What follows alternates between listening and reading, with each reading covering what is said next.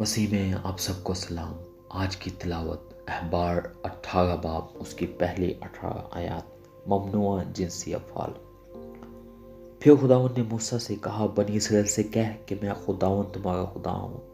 तुम मुल्क मिस्र के से काम जिसमें तुम रहते थे ना करना, और मुल्क कनान के से काम भी जहाँ मैं तुम्हें लिए जाता हूँ ना करना, और ना उनकी रस्मों पर चलना। तुम मेरे हुक्मों पर अमल करना और मेरे आइन को मान कर उन पर चलना। मैं खुदावंद तुम्हारा खुदा हूँ। सो तुम मेरे आइन और अहकाम मानना, जिन पर अगर कोई अमल करे तो वो उन्हीं की बदौलत जीता रहेगा। मैं खुदावंद हूँ। तुम में से कोई अपने किसी करीबी रिश्तेदार के पास उसके बदन को बेपर्दा करने के लिए ना जाए। मैं खुदावंद हूँ। तो अपनी माँ के बदन को, जो तेरे बाप का बदन है, बेपर्दा ना करना, क्योंकि वो तेरी माँ है। तो उसके बदन को बेपर्दा न करना। तो अपने बाप की बीवी के बदन को बेपर्दा न करना, क्योंकि वो तेरे बाप का बदन है।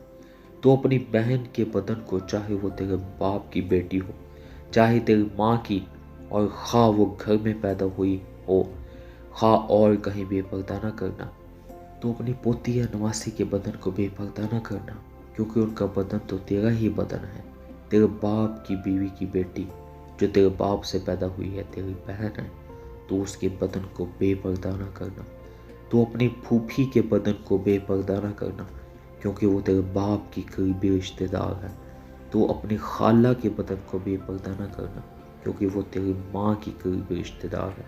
तो अपने बाप के भाई के बदन को बेपर्दा न करना, यानी उसकी बीवी के पास न जाना, वो तेरी चच्ची है। तो अपनी बहू के बदन को बेपर्दा न करना, क्योंकि वो तेरे बेटे की बीवी है। सो तो उसके बदन को बेपर्दा न करना।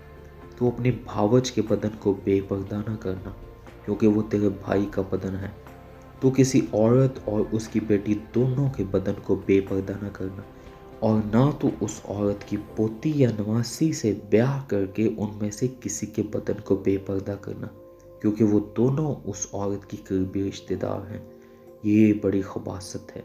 तो अपनी साली से ब्याह करके उसे अपनी बीवी की सौकन्ना बनाना, कि दूसरे के जीते जी इसके बदन को भी बेपर्दा करे। आमीन।